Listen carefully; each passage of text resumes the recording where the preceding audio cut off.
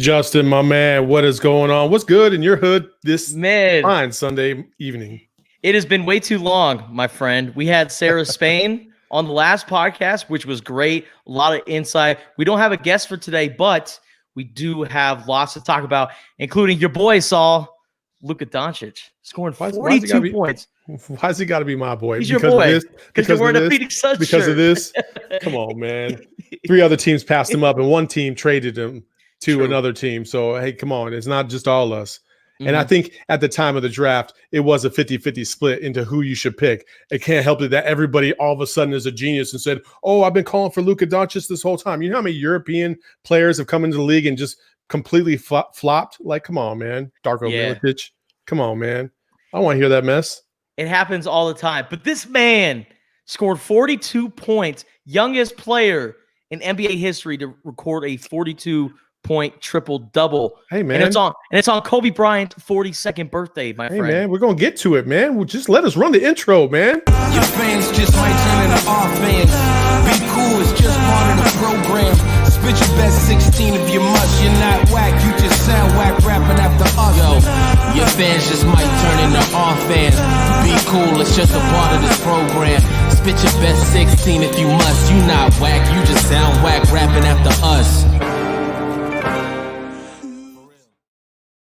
I'm sorry. I like my man Justin already talked about. We might as well get into the main reason why apparently we're all here today. I didn't realize it was going to be like this, but I mean, hell, it's your man, it's your boy, Mr. Luka Doncic in the house representing. And I mean, with the game on the line, 1-point ball game, Saul. You know who is going to take that last shot. You know who's going to be the guy to take that last shot in that situation. Porzingis is out. So there's only one person on the court for the Mavericks that's going to be able to take that last shot. And, of course, it's Luka, ice in his veins. Well done. I mean, why is Reggie Jackson even out there guarding him? That's ridiculous. That is absolutely ridiculous. It makes me so absurdly upset that Reggie Jackson was getting torched down the stretch, getting bodied down low on the post off of spin moves. Like, Doc, get somebody to help my man out. It ain't him. It ain't him. Like, Kawhi and PG, like, first of all, I've seen that screen a million times from the baseline through the top of the key where Luka gets it and he kind of sets everything up. And still, we didn't have at least Paul George or Kawhi covering the big that sets the screen. So at least if there was a switch, somebody could guard Luka that was a little bit more reputable than, I don't know, Reggie Mother effing Jackson. Like, come on, man. Come on, Doc. The Bobby Shmurda doppelganger did not do a great job on that final defensive possession.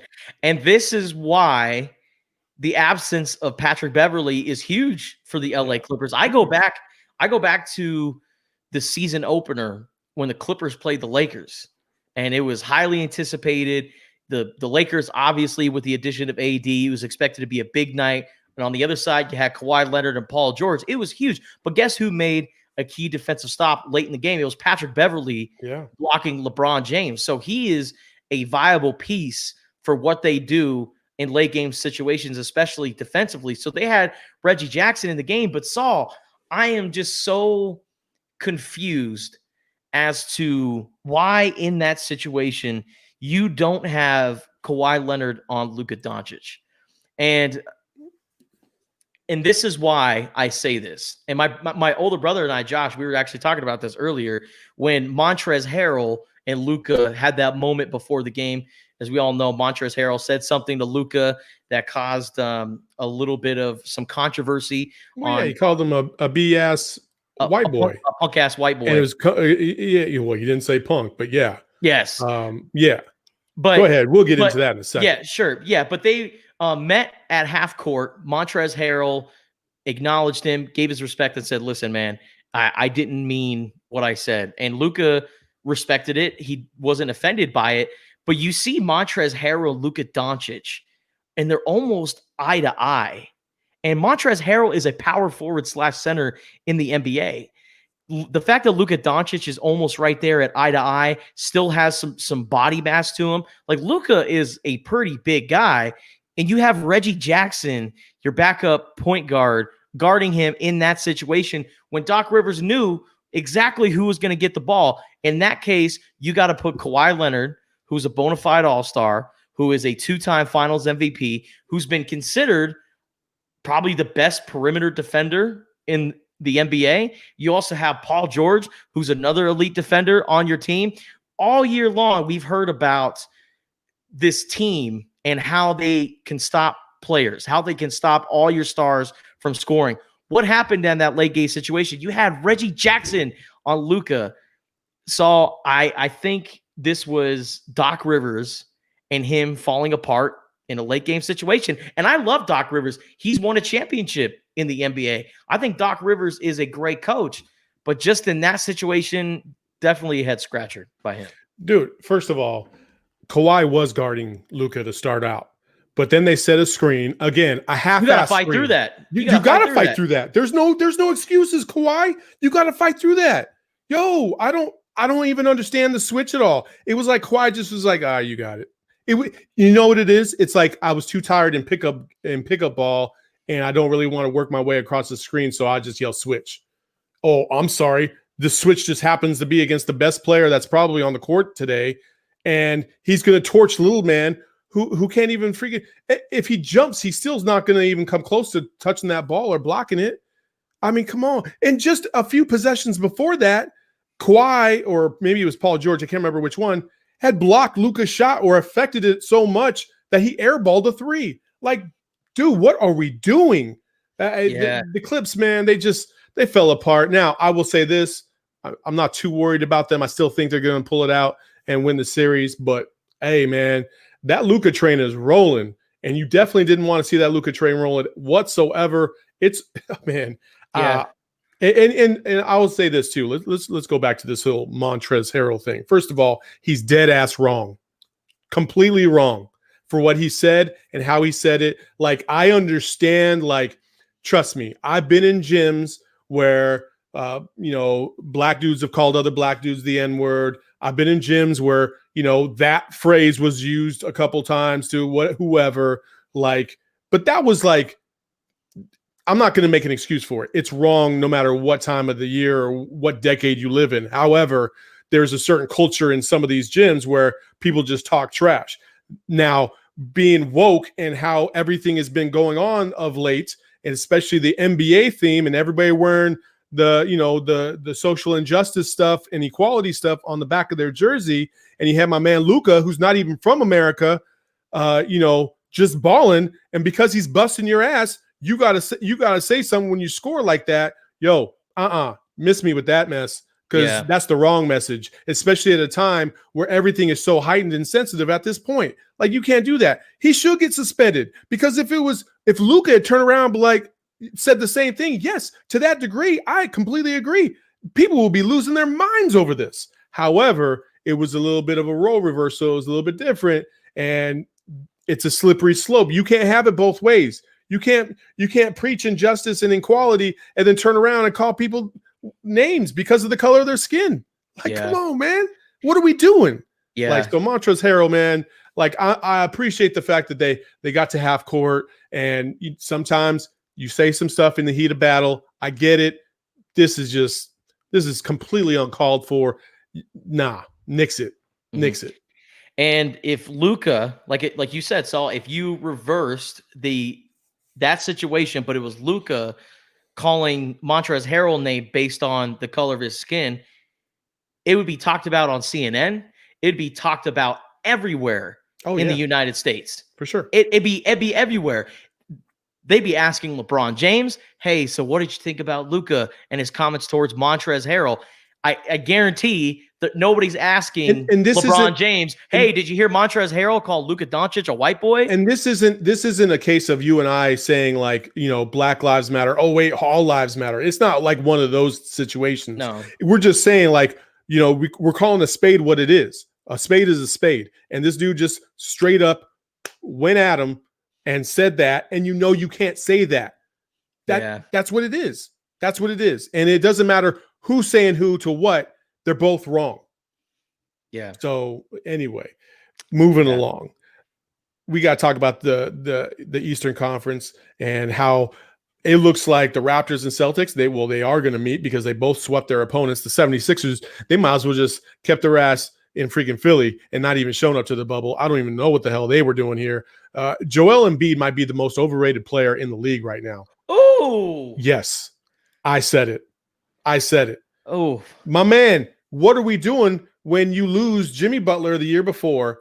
And man, and then Ben Simmons, yeah, I get it. Yeah, he's hurt, and he adds a lot to that team.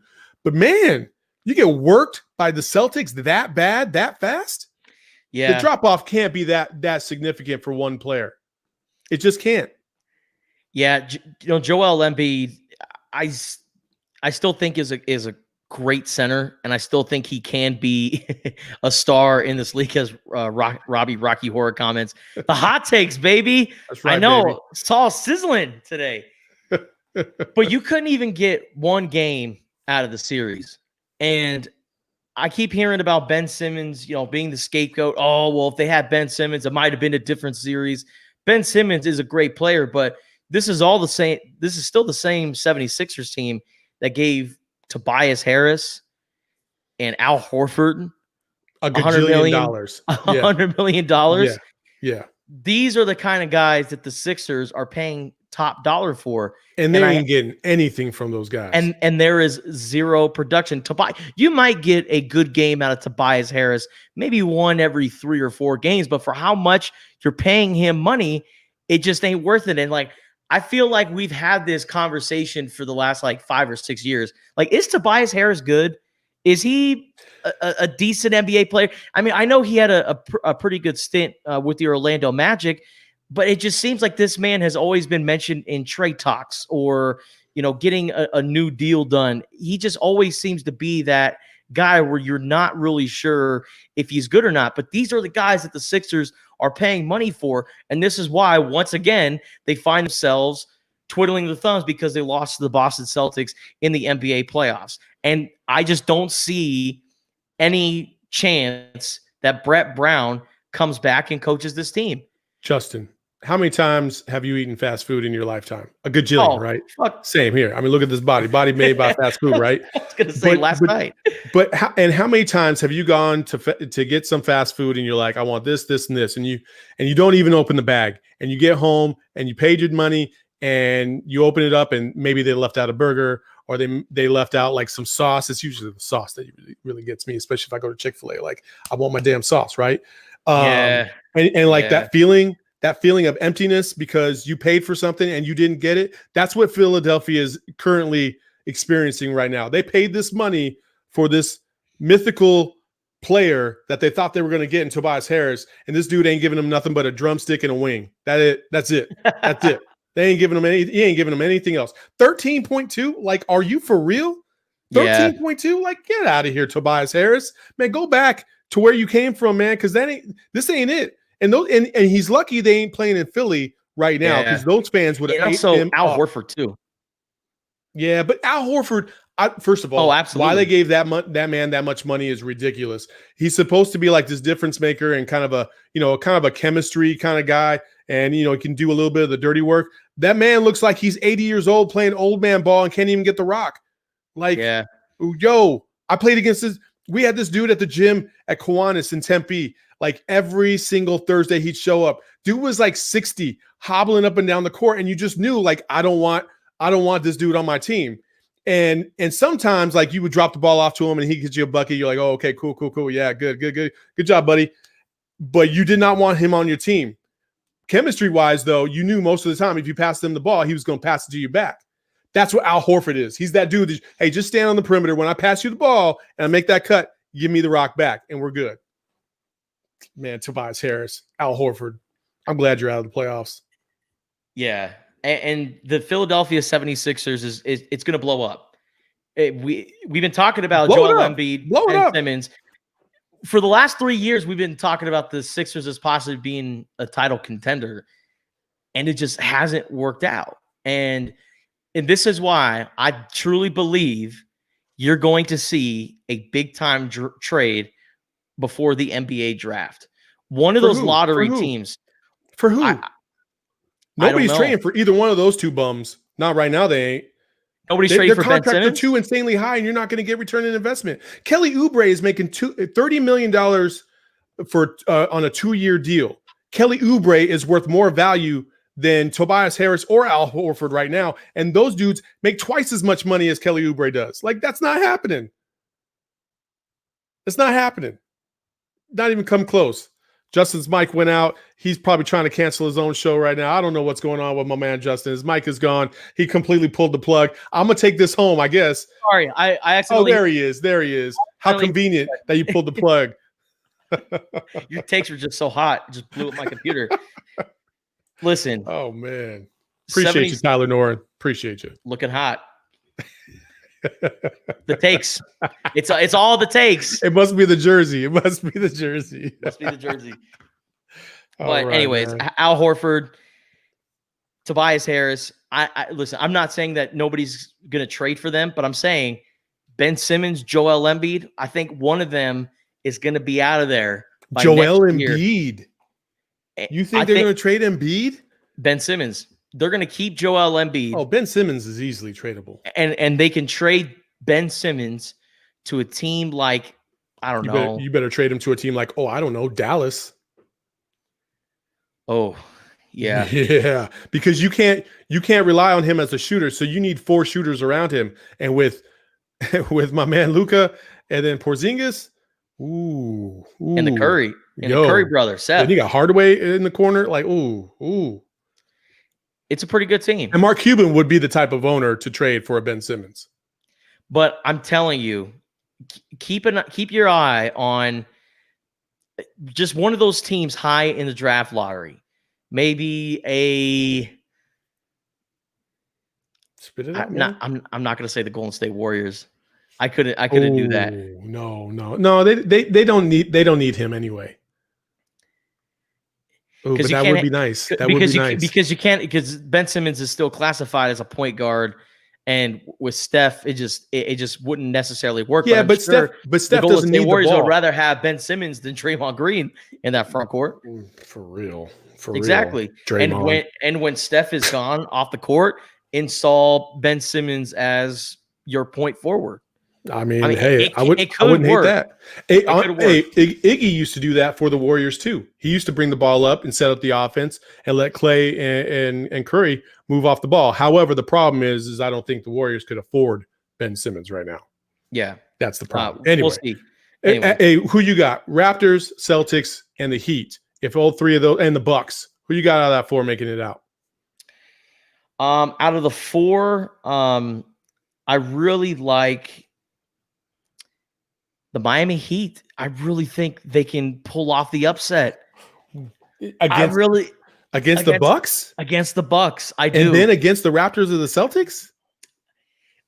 I got Boston beating the Raptors in a tight series because the Raptors, hey, give credit to Nick Nurse, and he deserves to be coach of the year because you lose Kawhi Leonard to the Clippers and you're still a top 2 seed in the Eastern Conference. Yeah. That is amazing coaching. But what he did was he added pieces that are all defensive minded, just really scrappy guys. And if you notice how they play in the bubble, sure are, Dwayne. Choke City, baby.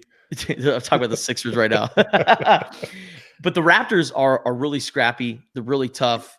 You know, I've actually grown to love Kyle Lowry's game because he plays like that guy that you never want to play pickup with. The guy that's always taking charging fouls. The dude that's always cheating. Throwing himself. Yeah. That's the guy. Travel. Like, dude, I took 2 steps. You can't. No, man. That was 3 steps, man. And then they try to show you exactly what you did. And then they show you the exact way you did it. And it is not a travel. And they still think it's a travel. Like, get out of here, man. Get out of here. But you got Teddy Gilman saying Celtics have a starting 5 where any one of them can go off for 20 or 25 a night, minus maybe Tice. True. Daniel Tice, he looks like a diet Chris Anderson.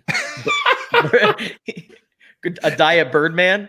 Every time I look at him, I just think of Birdman with all of his tats. But no, he's a really great player for the Celtics. And, you know, Brad Stevens, another great coach in the league.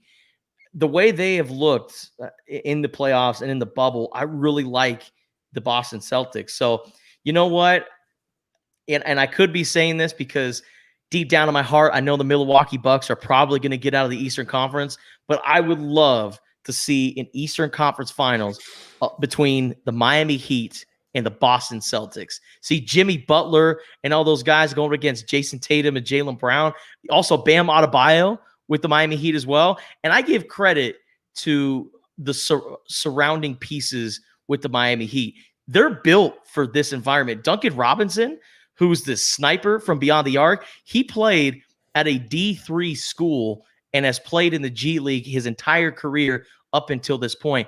You think he's made to play in empty gyms? Hell yeah. You think Jimmy Butler is made to play in empty gyms? Hey, Pat Riley kind of knows what he's doing over there, huh? So I like the Heat. I really do. And I have them pulling off the upset against the Bucks. I do not. I like the Bucks to come all the way out, but hey, we got plenty of time to talk about that. Right now, the Nuggets and the Jazz. I don't know if you got score or not, but Nuggets and Jazz are rolling right now. It's a pretty tight game. Last time I looked, it was a 1-point game. So we'll see. I'm sure Justin will give us the update on that here in a second. 109-105, Utah.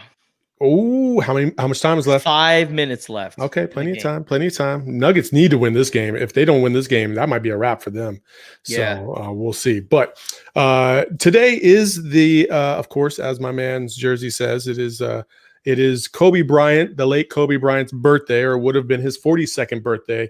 And so we thought it would be nice to show you a video that actually launched on Twitter, courtesy of the Los Angeles Dodgers. It's a Kobe Bryant tribute. It's beautiful. And, we wanted to make sure that we gave it its just due. So narrated by Vince Scully. Yeah. That's a Dodger legend. So, enjoy.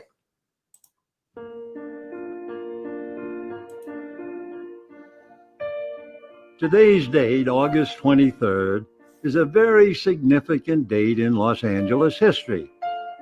Not for something that took place here, but for the birth of a child in the city of Philadelphia on this date in 1978. His name was Kobe Bean Bryant. Oh, he may have been born in the city of brotherly love, but he would grow to love the city of angels.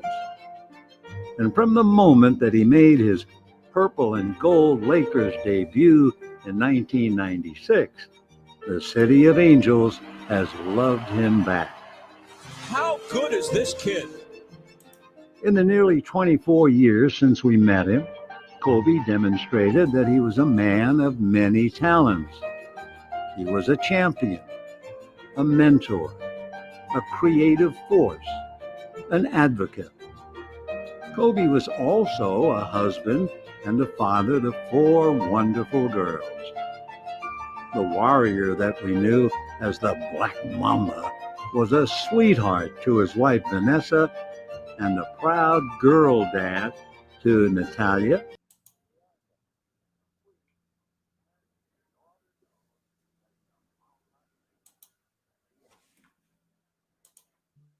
Well, apparently we're having some technical difficulties. The video kind of stopped, so we'll just go ahead and squash that for right now as we continue on. Justin, you still there? Yeah, I am. Okay, yeah. All right. So, like I said, we were having some technical difficulties. Screen stopped, but it's a beautiful piece. If you get a chance, go to the Dodgers Twitter page, and it's breathtaking. They did a fantastic job, really paying Kobe Bryant his due. And 42 years old he would have been today. Justin, that's only 2 years older than I am, and honestly, he's only a year older than I am because my birthday here is in about a week or two. So,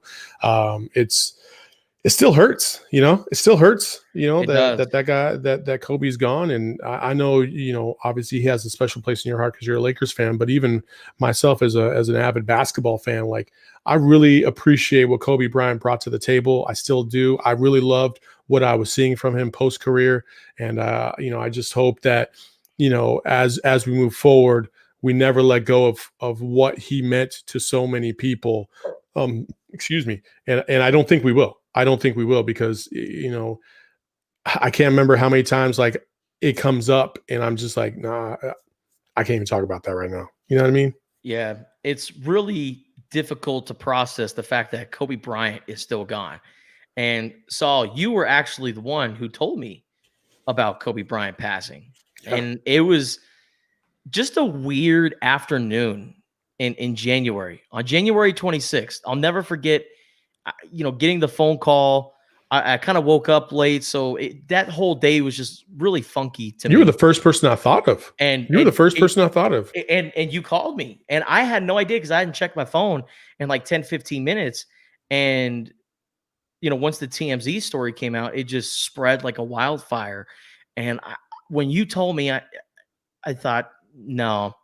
I mean, he might have gotten into a helicopter crash, but I mean, he's surviving. Like Kobe Bryant, out of all people in this world, he is capable of surviving a helicopter crash. There's, you just thought that, or at least I did, he's going to, come up from just the ash and everything around and just stand up like a superhero. But I will say this, in those final moments with his daughter, Gianna, he was a superhero because that was the most horrific thing his daughter has ever experienced. And he wanted her to feel protected and grabbed her and held on to her right before their moments passed and their final moments passed. And it's really sad, man. And, Kobe Bryant was an adopted child in LA. He's from Philadelphia, but he is Los Angeles. He spent his whole career as a Los Angeles Laker. And when I say he has a special place in my heart, he really does, because my family is very divided when it comes to sports. But when it comes to basketball, when it comes to the NBA, we are diehard Lakers fans. And those are just some of the best memories I will ever have. Listening to my father, who is no longer here, yell at the TV telling Kobe to pass the damn ball. Or, whistling because the Lakers, go on a run led by Kobe. Those are just great memories that I'll never have, or that I'll always have, and I'll never forget. And, Kobe will always have a special place in my heart because of where I was after my freshman year. I was facing academic probation at the U of A if I didn't get my shit together. And so I was, really looking for any source of motivation. What are you laughing at, Saul? I'm sorry. What are you laughing at? You you had this like, oh man, this guy had such an impact. And then you're like, so I wasn't doing my shit in school. Well,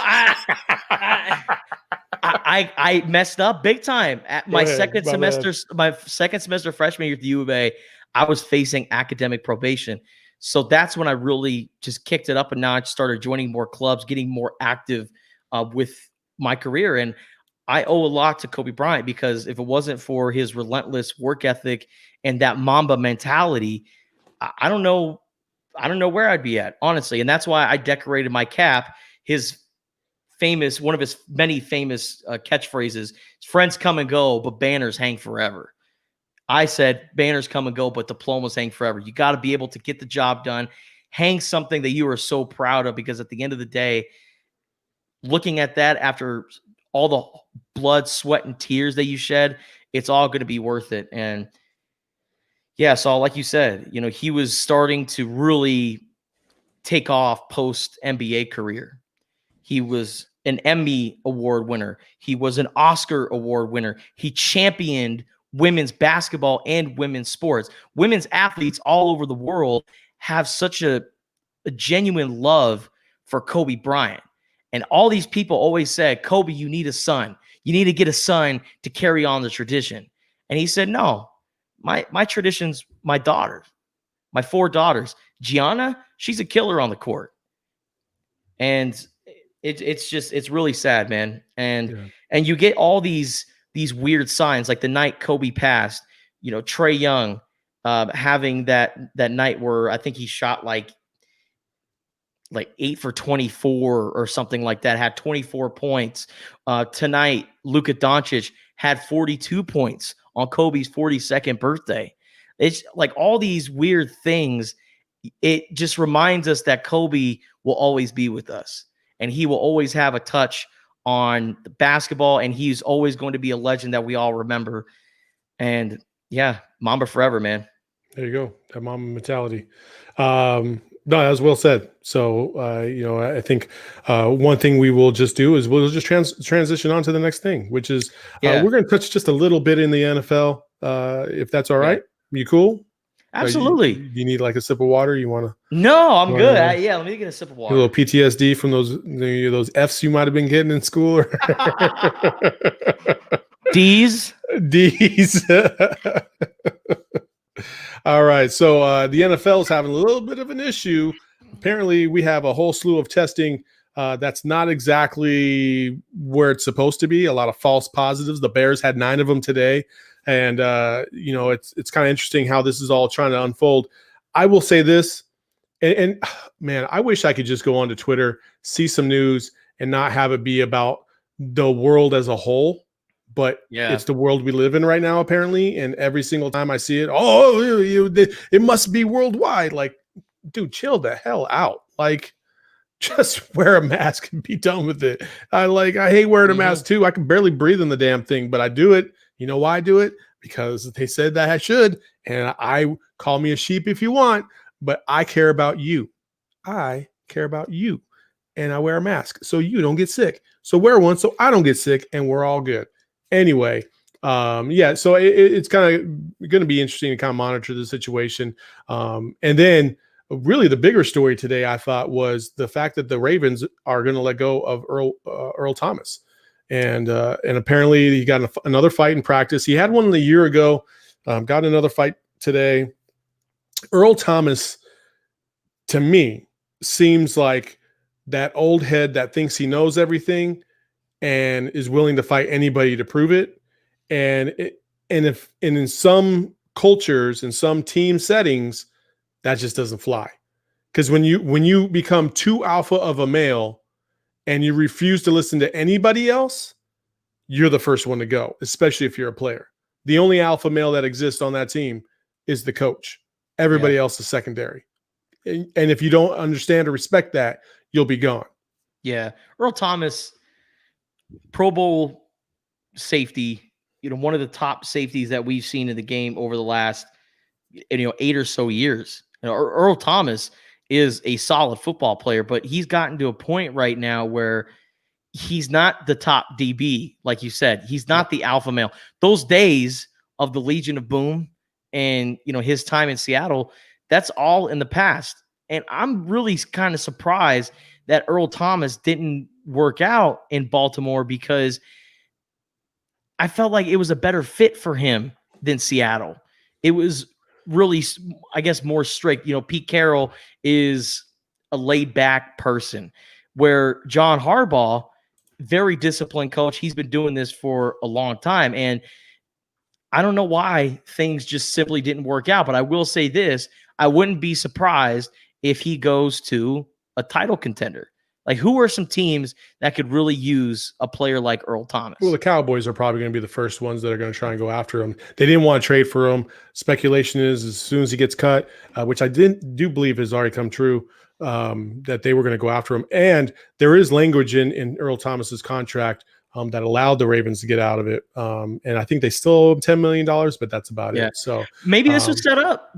Because remember, when Earl Thomas was in Seattle, he told Jason Garrett, he went to their locker room. I specifically remember the Seattle Cowboys game. He went towards their locker room, and I think he either told Jason Garrett or Jerry Jones, come get me. He was telling them, like, hey, come get me. Come trade for me. So he's always had his eye on that wasn't Cowboys. Earl Thomas. That wasn't Earl Thomas? That wasn't Earl Thomas. That was a wide receiver. Who was it? It wasn't Damn Josh it. Gordon. Okay. But it wasn't Earl Thomas. I thought it was. Anyways. No, it was ODB, Odell Beckham. Odell Beckham saying that. Really? Yeah. And I don't know if it was against the Cowboys. I thought it was maybe even against the Cardinals, I want to say. Yeah. But anyway, Earl Thomas, he flipped the bird off to the Seahawks because he felt like he was getting done wrong. Apparently, he feels like he was getting done wrong again in Baltimore. Sometimes it's just the man in the mirror, buddy. Sorry. I don't know.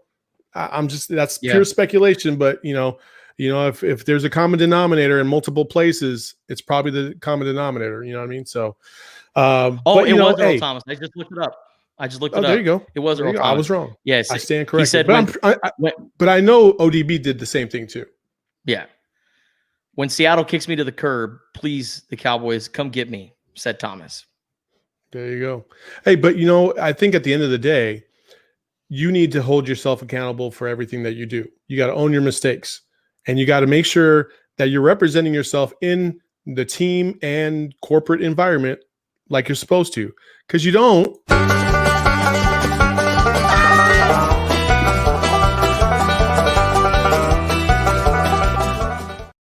Because you don't want to be that guy. Don't be that guy. You like that? Yeah. I love it. Hey, so I'm going to start this off first there, Justin, because I ran across a comic by the name of Gary Owen, and he used to serve in the military, in the Navy specifically. And he had a little stand-up that really hit home for me. I remember in 2001, yes, 2001, when I first got into the military, and I got my first paycheck. And it was like the first time away from home that I was like, oh man, I got some money. I got some money in my pocket. Yo. And I couldn't believe it. Like, man, I felt like I was rich. And to all those servicemen out there, or those youngins that are 17, 18, 19 years old, finally getting away from home, or even those in college, you finally start to work that part-time job or whatever. Heed a little advice and don't go to this extreme. Shit, I remember my first year in the Navy, I made $24,000 for the year. I called my mom. I said, you ain't got to work no more. You're done, Mom. I got you. 24K, baby. I told you I was going to do so with my life, man. I remember my first check in the Navy was $512. I'll never forget it, man. You lucky to on Instagram back then. Look now, haters. Get on my level. I got another one coming in 13 days. Can't stop, won't stop. 512 every 2 weeks.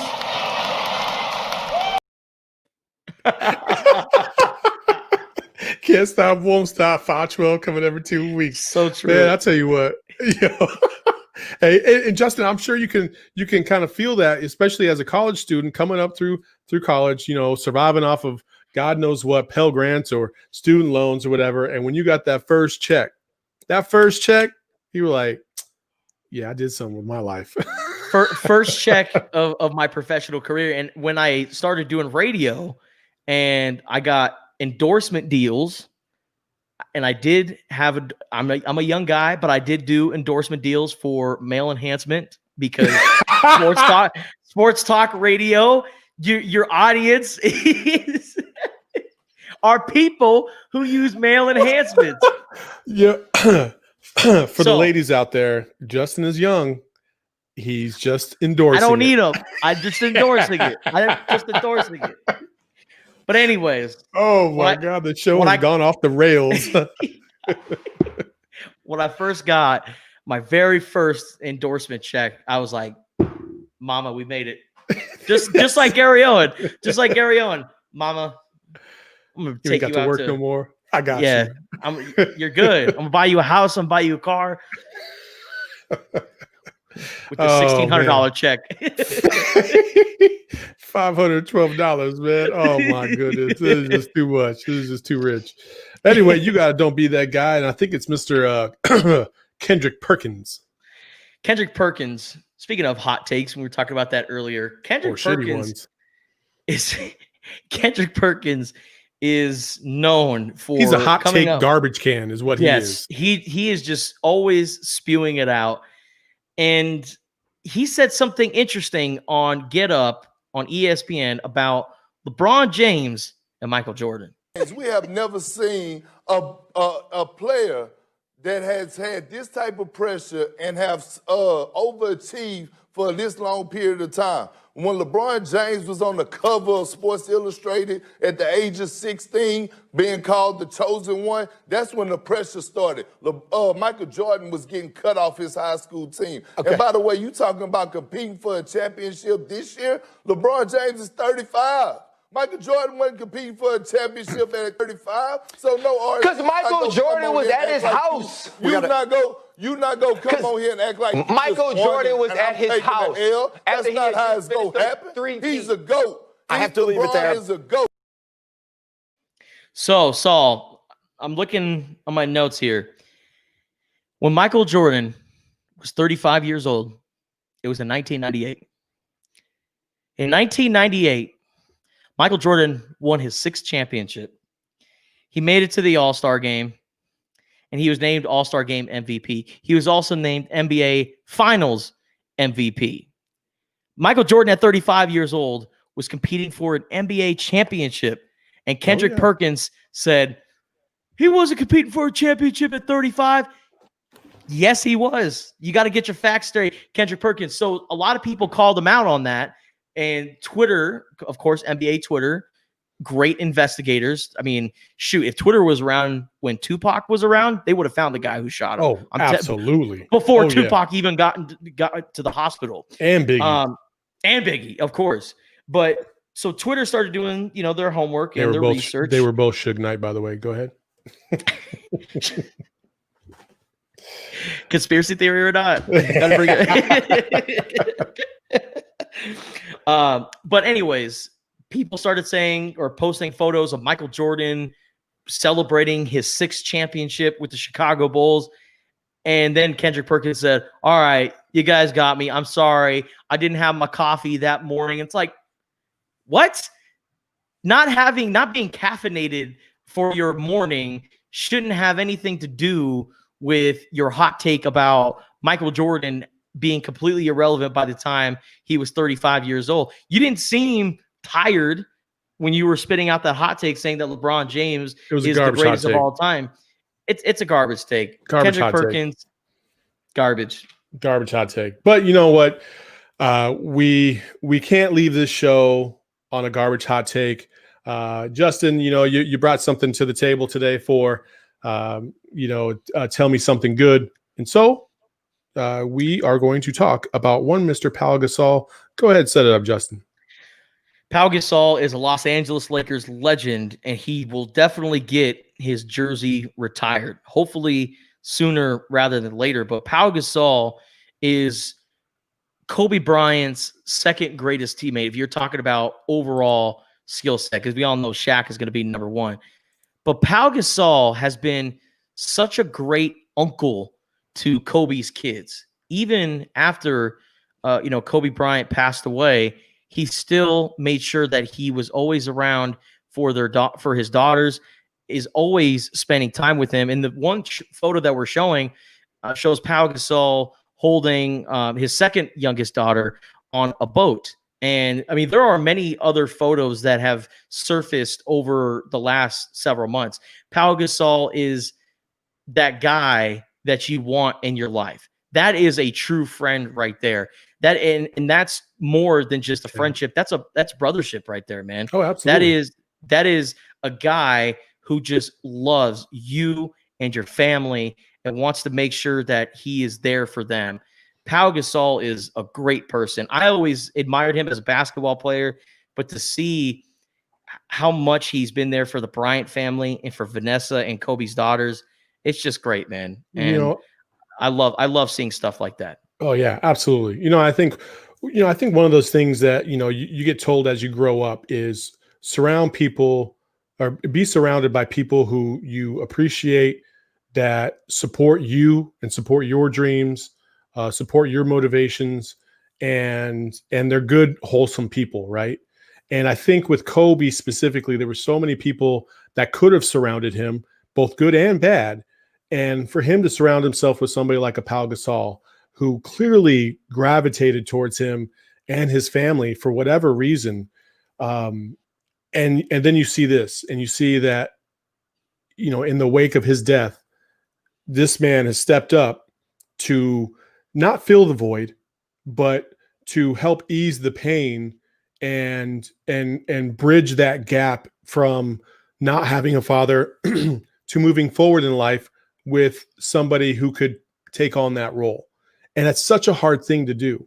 That's such a hard thing because no man is ever going to fill your dad's shoes. It doesn't matter what happens. Justin, you lost your dad.